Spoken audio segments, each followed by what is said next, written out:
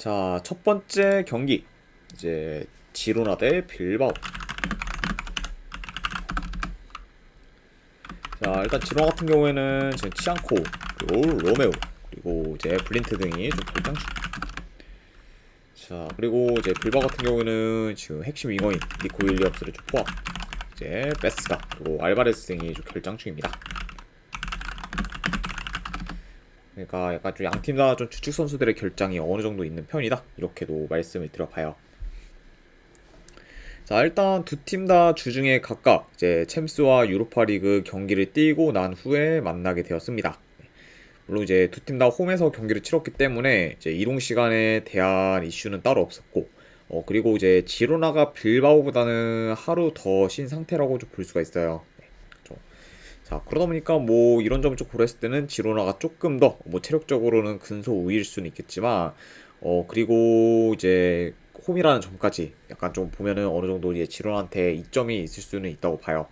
다만 근데 지금 그거를 제외하고는 현재 지금 빌바오에 비해 전력, 흐름, 뭐 경기력 등 약간 좀 밀리는 요소가 많고, 그리고 특히 지금 지로나 같은 경우에는 측면 수비 및 좀 역습에 취약하다 보니까 그런 공격 전개가 대체적으로 좋은 좀 빌바오 상대로 어느 정도 좀 수비에서 고전할 가능성도 있어 보입니다. 그러니까 확실히 약간 지금 뭐 지로나가 좀 더 뭐 체력적으로 우세인 점 플러스 이제 홈이라는 점을 좀 제외하고는 빌바오에 비해 이제 우세할 만한 부분이 딱히 없기 때문에 아무래도 전반적으로 좀 지로나가 빌바오 상대로 주도권을 가지기는 다소 어렵지 않을까 좀 생각을 해봐요. 네, 좀.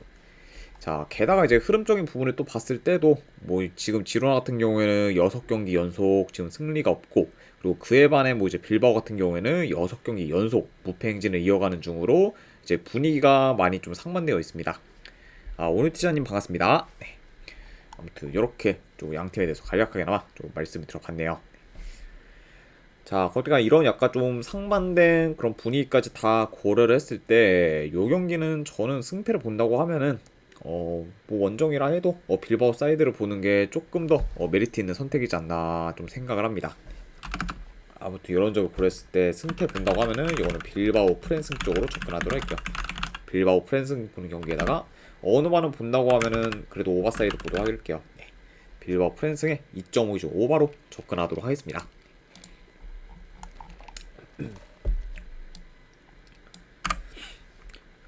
오늘도 띠자님 별풍선 50개 감사합니다. 아이고, 오니찌아님 50개 원 진심으로 감사드립니다. 네. 일단 바로 조합이랑 추천 수고하십시오. 보내드리도록 할게요. 아이고, 감사합니다. 네. 잠시만요.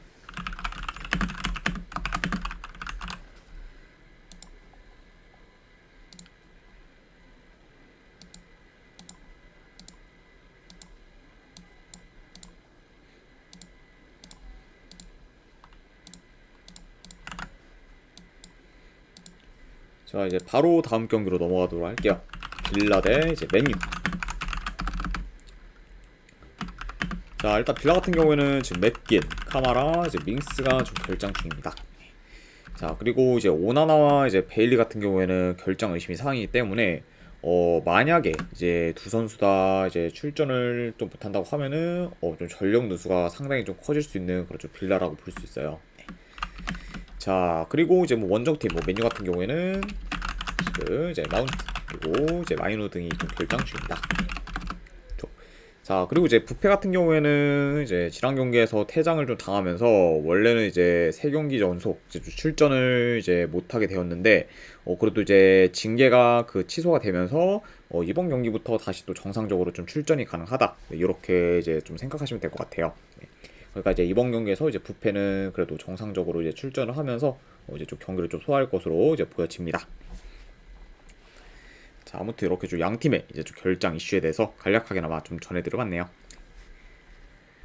자, 일단 이제 빌라 같은 경우에는 최근 7경기 중에 6경기를 이겼을 만큼 좀 좋은 결과를 내고 있고, 그리고 직전 챔스 경기에서는 무려 이제 바이에른미나 상대로 실점 없이 승리를 거두며 이제 이변을 만들었습니다.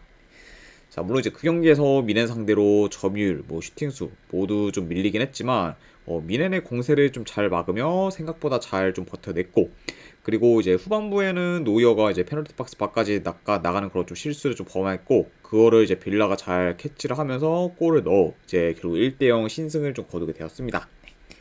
자, 아무튼 이제 직전 경기죠. 미넨까지 잡으면서 분위기가 이제 좀 상당히 지금 물이 오른 그런 좀 빌라라고 볼 수가 있고, 자, 그리고 이제 맨유 같은 경우에는 이제 직전 유로파리그 경기에서 이제 포르투 상대로 2대 0으로 리드하던 걸 역전 당하며 수비 집중력이 좀 떨어지는 모습을 보였고, 그리고 이제 막판에 동점골을 넣으며 간신히 좀 무승부를 거뒀습니다. 그렇죠. 그래서 이제 뭐 그 경기에서는 뭐 맨유가 좀 생각 이상으로 공격에서 좀 날카로운 모습을 좀 보였긴 했지만 그만큼 좀 수비가 많이 불안정했고, 결국에는 이제 뭐 포르투 원정에서도 이제 승리를 좀 챙기지 못한 채 다시 이제 또 돌아오게 되었습니다. 자, 그러면서 이제 뭐 현재 뭐 맨유 같은 경우에는 4경기 연속 좀 승이 없는 상태로 좀 좋지 못한 흐름을 이어가고 있다, 이렇게도 말씀드려봅니다. 자, 이 경기도 좀 경기 양상을 봤을 때 좀 전반적으로 좀 템포 빠르면서 공격적인 양상으로 흘러갈 수 있다고 봅니다. 그리고 이제 양 팀 다 기본적으로 이제 역습 및 좀 심트 플레이가 좋기 때문에 한 번에 이렇게 좀 치고 올라오는 그림이 좀 종종 보여줄 수 있다고 봐요.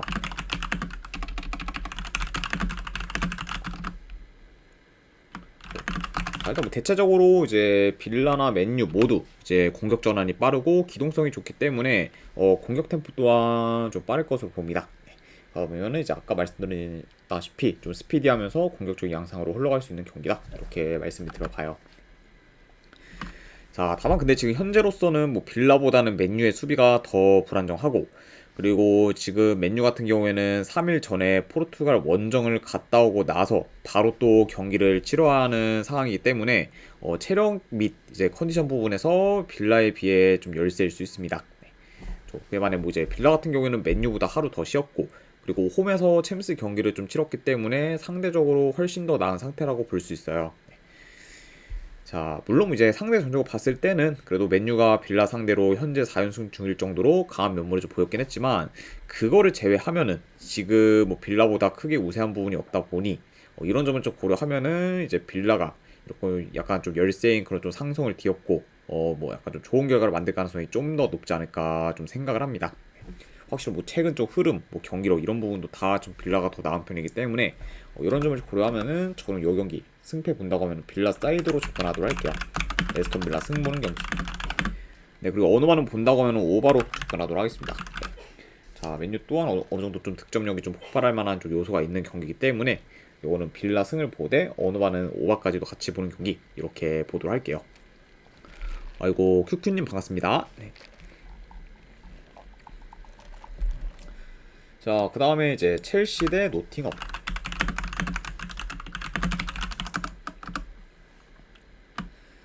자, 첼시 같은 경우는 지금 최근 라인업과 비교했을 때 큰 결장자는 없어요.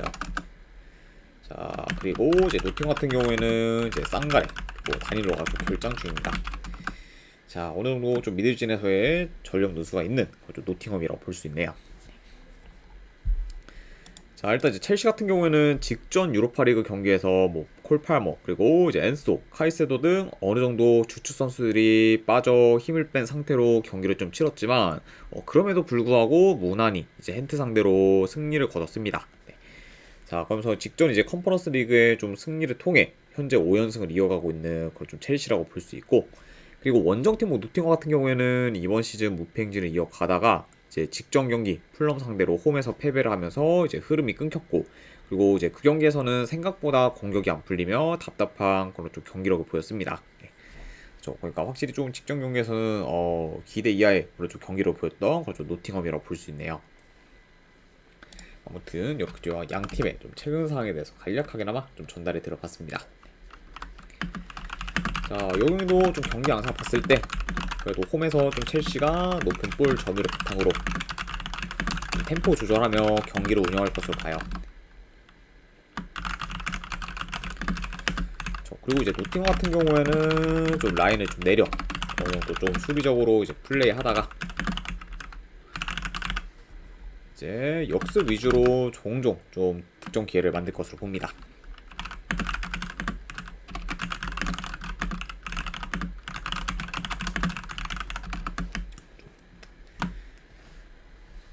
자, 물론 이제 노팅엄이 이번 시즌 원정에서는 아직까지 패배가 없고, 그리고 최근에는 원정에서 리버풀 상대로 이제 승리를 거두거나 아무래도 브라이튼 상대로 무승부를 거두는 등 놀라운 그런 행보를 좀 보이긴 했지만 현재 지금 최상의 경기력을 좀 보이고 있는 그런 좀 첼시 상대로는 좋은 결과를 만들기는 많이 어렵지 않을까 좀 생각을 해봐요. 게다가 이제 지금 첼시 같은 경우에는 뭐 전체적으로 조직력이 굉장히 좋고 그리고 특히 지금 중원이 워낙 좀 막강하다 보니까 지금 뭐 제 아무리 뭐 원정에서 좀 좋은 흐름을 이어가고 있는 노팅엄이라고 해도 이런 좀 첼시의 체계를 무너뜨리기는 좀 많이 버겁지 않을까 좀 생각을 합니다. 그래서 요거는 저는 체급차를 조금 더 고려를 해서 승패 본다고 하면 첼시 사이드 쪽으로 접근하도록 할게요. 첼시 승 보는 경기. 그리고 3.5 기준은 본다고 하면은 언더 사이드로 접근하도록 하겠습니다. 첼시 승에 3.5 기준 언더. 자, 이렇게 가져가 보도록 할게요. 자, 그 다음에 이제 브라이튼 대 토트넘. 자, 일단 브라이튼 같은 경우에는 이제 주앙 페드로, 그리고 바네케, 그리고 밀러 등이 결정. 자, 그리고 이제 토트넘 같은 경우에는 지금 히샬리스톤, 그리고 이제 오도베르가 이제 결장 중이고, 그리고 이제 손흥민 선수 또한 이번 경기에서도 결장 가능성이 높은 지금 상황입니다. 아무튼 이렇게 좀 양 팀의 이제 결장 이슈에 대해서 말씀을 들어봤네요. 자, 일단 이제 브라이튼이 이번 시즌 뭐 계속해서 좀 무패 행진을 이어가다가 이제 직전 경기 첼시 상대로 원정에서 좀 패배를 하며 긴 무패 행진이 끊겼습니다. 자, 게다가 이제 그 경기에서는 뭐 첼시 상대로 좀 4골을 좀 실점하면서 다소 좀 수비에서 불안정한 모습을 보였던 그런 좀 브라이튼이라 볼 수가 있고, 자, 반면에 이제 토트넘 같은 경우에는 현재 5연승 중으로 놀라운 상승세를 이제 보여주고 있습니다. 그리고 이제 특히 지금은 전체적으로 토트넘 같은 경우에는 역습 전환이 빠르면서 전개가 좋고, 그리고 이전보다 골 결정력도 나아졌다 보니까 확실히 좀 득점력도 많이 좀 물이 오른 상태라고 볼 수 있어요. 그리고 이제 특히 뭐 토트넘 같은 경우에는 최근에 좀 많이 좋아진 게 이제 뭐 아웃넘버 상황에서 마무리 능력이 좀 좋아지면서 이전보다는 기회를 훨씬 더 좀 잘 살리고 있다. 이렇게도 좀 보여질 수 있습니다. 자, 아무튼 이렇게 좀 양 팀의 최근 상황에 대해서 말씀을 드려봤네요.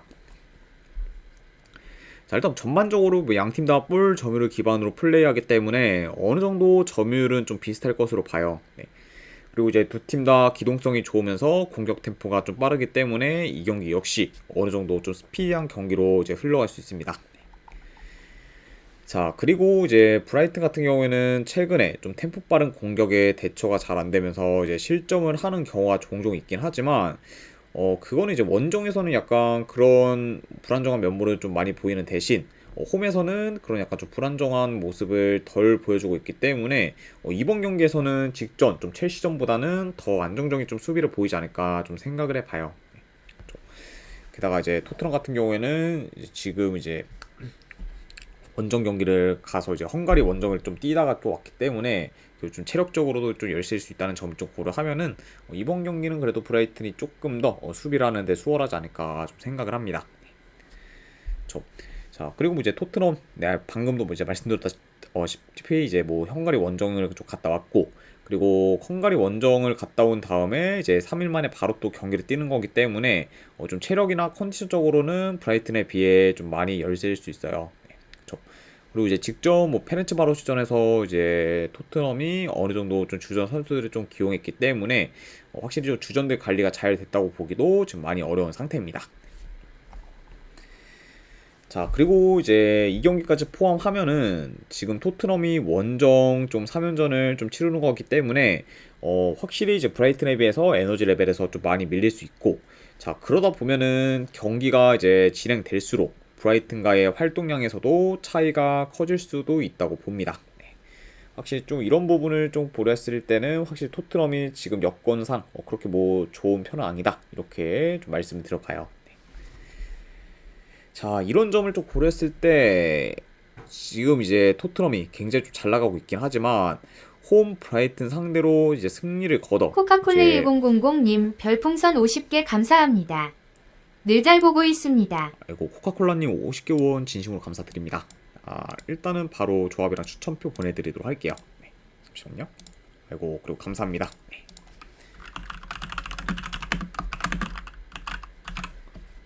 잠시만요.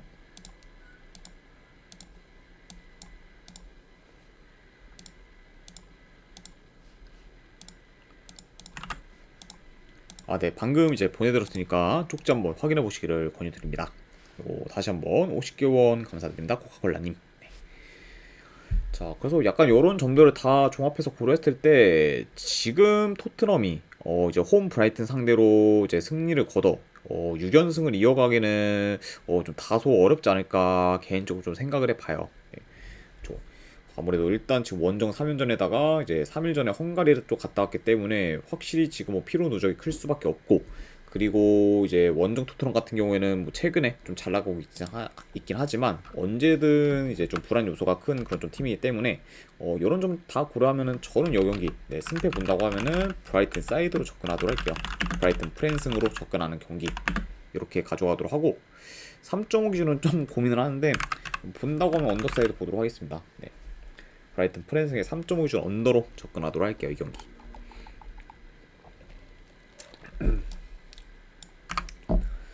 자, 그 다음에 이제 알라베스 대 바르셀로나. 자, 알라베스 같은 경우에는 주전 미드필더 1명, 그리고 수비수 1명, 글짝. 자, 그리고 이제 바르셀로나 같은 경우에는 이제 테어슈테겐, 그리고 이제 올모, 그리고 베르날 등이 결장 중입니다. 자, 이제 테어슈테겐이 좀 장기 부상을 좀 당하면서 바르셀로나가 최근에 이제 슈체츠니를 이제 좀 영입을 했는데 이제 슈체츠니가 아직 이제 좀 명단에 좀 등록이 되어 있지 않아서 이제 좀 출전이 불가능하다. 네, 요 점도 같이 좀 전해드려 봐요. 자, 아무튼 이렇게 좀 양 팀의 결장 이슈에 대해서 간략하게나마 좀 말씀드려봤습니다. 자, 일단 이제 바르셀로나가 최근 오사수나 상대로 원정에서 좀 충격적인 패배를 당해 이제 자칫 흐름이 안 좋아질 수 있었지만, 그래도 직전 챔스 경기에서 영보이스 상대로 5대0 대승을 거두며 흐름 전환에 좀 성공을 했습니다. 그래서 다시 이제 좀 살린 흐름을 계속해서 좀 이어가야 할 필요가 있는 그런 바르셀로나라고 볼 수가 있고, 자, 그리고 이제 알라베스가 이제 직전 경기 헤타페 상대로 이제 지면서 지금 연패를 거두고 있고, 특히 이제 그 경기에서는 헤타페 상대로 공수 방면에서 많이 밀리며 좀 무기력한 모습을 좀 보였습니다. 그래서 이제 최근 뭐 알라베스 같은 경우에는 공격 흐름이 굉장히 좀 좋았었지만 이제 헤타페 상대로는 뭐 유슈팅을 한 개밖에 기록 못했을 정도로 좀 저조한 그런 공격력을 좀 보였었죠. 네. 자, 아무튼 이렇게 좀 양 팀의 좀 최근 경기에 대해서 말씀을 드려봤고, 자, 요 경기 역시 뭐 간략하게나마 경기 양상을 봤을 때 일단 뭐 원정이라 해도 바르셀로나가 점유율을 높게 가져갈 것으로 봐요. 그리고 이제 뭐 바르셀로나 같은 경우에는 뭐 매번 좀 말씀드렸지만 지금 뭐 이제 확실히 이제 이번 시즌 공격이 좀 월등히 좀 좋아지면서 이런 약간 좀 다양한 공격 패턴들도 많이 좀 능해졌기 때문에 이런 뭐 침투 약간 그런 컵백 같은 그런 좀 다양한 공격 패턴을 통해 이번에도 공격에서 좀 두각을 나타낼 것으로 봐요. 그러면서 이제 파이널 서드에서 좋은 득점 기회를 종종 좀 창출할 것으로 봅니다.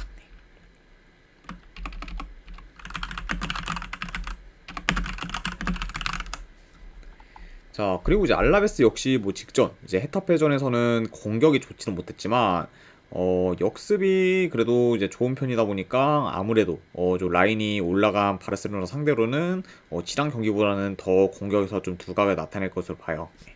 그러니까 이제 알라베스 역시 충분히 뭐 바르셀로나 상대로 위협적인 좀 득점 기회를 좀 만들 것으로 본다. 이렇게 말씀을 들어봅니다.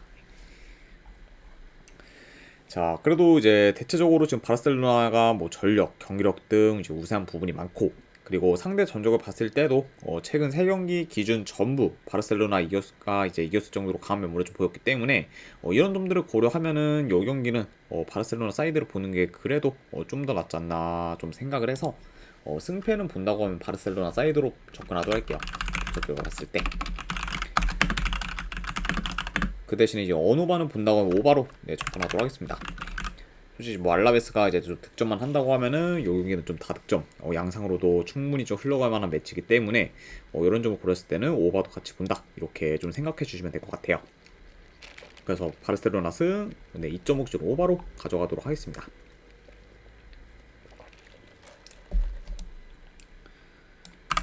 자, 그 다음에 이제 스트라스부르 대 랑스. 자, 스트라스부르 같은 경우에는 주전 수비수 1명 글짝, 그리고 이제 랑스 같은 경우에는 주전 공격수 1명, 그리고 수비수 2명이 결장 중이에요. 자, 일단 이제 스트라스부르가 최근 릴 원정에서 무승부를 거뒀고, 그리고 직전 경기에서는 마르세유 상대로 더 좋은 경기력을 보이며 승리를 좀 거뒀습니다. 네. 자, 그러면서 확실히 이제 이번 시즌 굉장히 좀 페이스가 좋은 그런 마르세유를 잡은 거는 스트라스부르한테 굉장히 좀 고무적인 1위라고 볼 수가 있고, 그러면서 지금 계속해서 이제 모멘텀이나 경기력이 우상향 중인 그런 현재 좀 스트라스부르라고 이제 볼 수가 있네요. 자, 그리고 이제 뭐 랑스 같은 경우에는 모나코전부터 이제 시작을 해서 니스전까지 지금 4경기 연속 좀 무승부를 거두고 있습니다.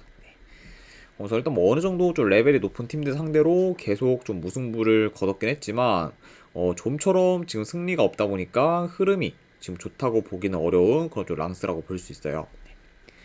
자, 아무튼 이렇게 좀 양 팀의 그런 좀 상황에 대해서 말씀 들어봤습니다. 자, 일단 뭐 전반적으로 뭐 랑스가 뭐 좀 더 점유율을 높게 가져가면서 경기를 좀 조율할 수는 있겠지만 최근 랑스가 원정에서의 그런 공격 효율이 좀 떨어질 뿐더러 그리고 결정적으로 최근 좀 골 결정력이 많이 안 좋기 때문에 득점력에서의 기대치는 약간 좀 떨어질 수 있다고 보여집니다. 그러면서 확실히 좀 최근 좀 랑스가 그렇게 뭐 기회를 이제 좀 그러니까 좋은 약간 좀 공격 효율을 좀 보여주고 있지도 않고 그리고 이제 골 결정력도 좀 떨어졌다 보니까 전체적으로 좀 득점력이 많이 좀 저조한 편이에요. 네. 그러니까 약간 좀 이런 흐름이 이번 경기에서도 이어질 수 있다 이렇게도 말씀을 드려봅니다. 자, 그리고 오히려 약간 제 공격 효율성만 놓고 봤을 때는 랑스보다는 이제 스트라스부르가 더 좀 낫고 그리고 경기력 또한 지금 홈에서 스트라스부르가 이제 더 괜찮다고 볼 수 있기 때문에 이런 부분을 좀 고려하면은 그래도 이 경기 홈에서 스트라스부르가 좀 더 유리하게 좀 풀어갈 만한 요소가 있는 경기지 않나 좀 생각을 합니다. 그러니까 뭐 저는 뭐 개인적으로 뭐이 경기는 뭐 스트라스부르가 오히려 더 좀 주도권을 좀 가져서 좀 유리하게 좀 풀어갈 수도 있다 이렇게 좀 볼 수 있을 것 같아요. 자, 물론 이제 상대 전적을 좀 봤을 때는 최근 3경기 모두 랑스가 이겼을 만큼 강한 면모를 좀 보였긴 했지만 그거를 감안해도 이제 현재 흐름, 경기력과 더불어 그리고 양 팀의 그런 홈 원정에서의 좀 차이까지 고려하면은 스트라스부르가 더 이제 우세하다고 보기 때문에 승패를 본다고 하면은 이거는 저는 스트라스부르가 그래도 좀 더 좋은 결과를 낼 가능성이 높지 않을까 좀 생각을 합니다. 그러니까 확실히 좀 이제 열세인 상성을 좀 뒤엎고 스트라스부르가 충분히 좀 전환시킬 만한 좀 매치지 않나 생각을 해서 이거는 승패 본다고 하면은 스트라스부르 사이드 쪽으로 접근하도록 할게요. 스트라스부르 프렌즈 그리고 언어반은 본다고 하면은 언더로 가져가도록 할게요. 2.5션 언더.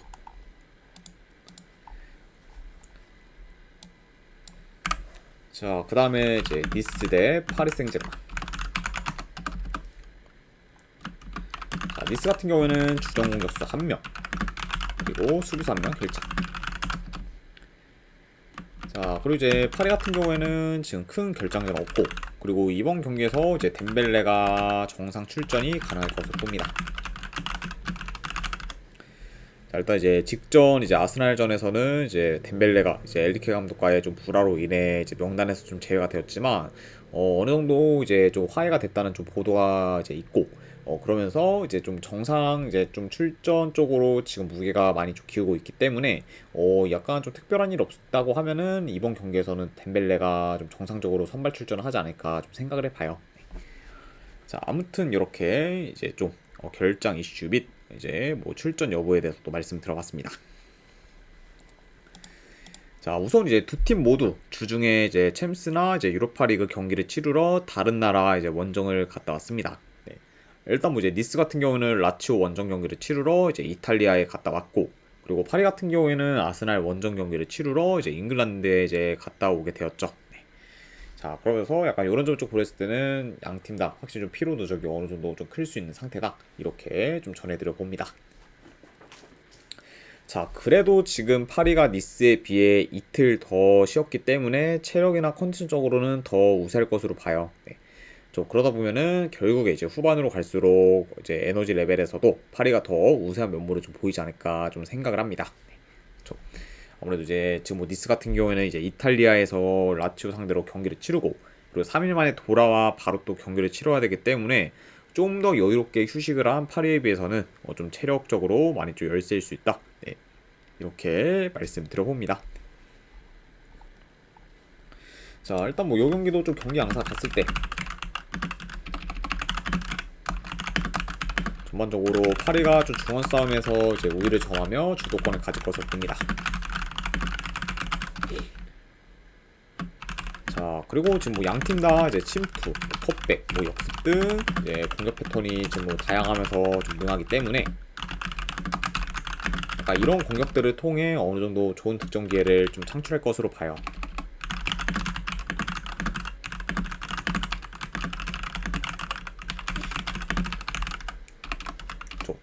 자, 그리고 이제 뭐 니스 같은 경우에는 확실히 좀 지난 시즌에는 공격이 많이 좀 더딘 편이었긴 했지만 이번 시즌에는 좀 생각보다 좀 공격에서 이제 좋은 모습 보여주고 있고, 그리고 전개도 이전보다는 더 나아졌기 때문에 이런 점을 좀 고려했을 때는 니스 역시 좀 충분히 좀 좋은 그런 좀 공격력을 기대해 볼 만한 그런 요소가 있지 않나 좀 생각을 해봅니다.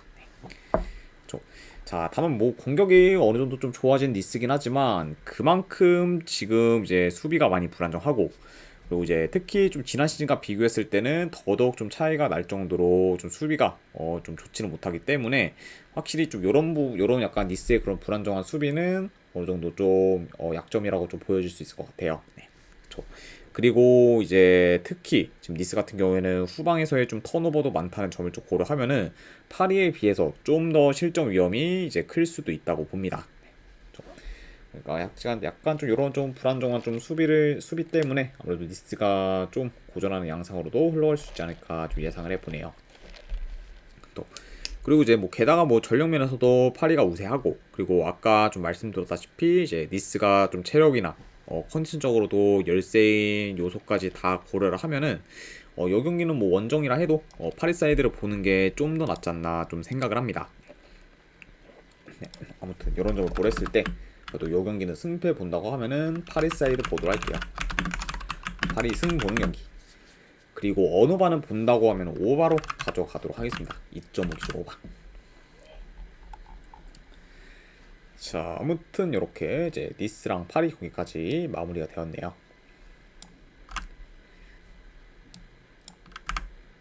자, 그리고 마지막으로 그 외의 경기 이제 몇 개 더 뽑아보면, 자, 일단 뭐 라리가 경기에서 이제 세비야 대 베티스.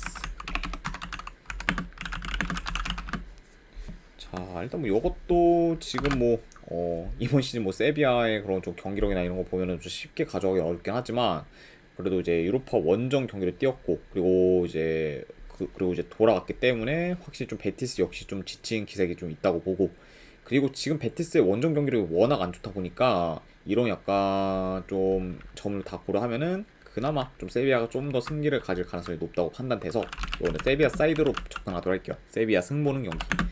안 그러면 고배당으로는 네, 햄무 도전. 그리고 언어만은 본다고 하면 언더로 가져가도록 하겠습니다. 확실히 두 팀 다 이제 좀 그렇게 좀 득점이 많이 나올 것 같지는 않기 때문에 이건 언더까지도 같이 보는 경기 이렇게 보도록 하고, 그 다음에 이제 소시에다드 대 이제 아틀레티코 마드리드. 네, 요거는 저는 승패보다는 고배당 자비로 꼬마 햄무 오알부 요 정도로 한번 접근하도록 하고, 네, 요 경기 역시 언어 본다고 하면 언더로 접근하도록 할게요. 자, 그리고 마지막으로 피오렌티나 대 AC 밀란. 요것도 저는 승패 본다고 하면 피오렌티나 프랜스 보는 경기. 고배당으로는 네, 무승부 정도 도전. 네, 요 정도로 한번 가져가도록 할게요. 랭스 대 몽페르 뭐 굳이 본다고 하면은 네, 랭스 승이긴 한데 굳이 저는 뭐 그렇게 가져가고 싶은 그런 경기는 아니기 때문에 저는 패스했다 이렇게 좀 보시면 될 것 같아요.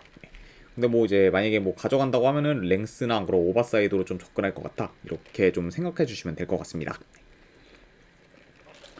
자, 아무튼 이제 이렇게까지 해서 오늘 이제 해외 축구에 대한 분석은 전부 다 마무리가 되었습니다. 어느 정도 분석이 좀 괜찮다 이제 생각되시는 분들은 이제 추천이랑 지도찾기 한 번씩 눌러주시면 감사드리고, 그리고 궁금하신 사항 있으시면은 채팅으로 질문 주시면 바로 이제 답변해 드리도록 할게요. 자, 아무튼 이제 오늘도 끝까지 분석 방송 봐주신 분들 대단히 감사드립니다. 네, 감사합니다.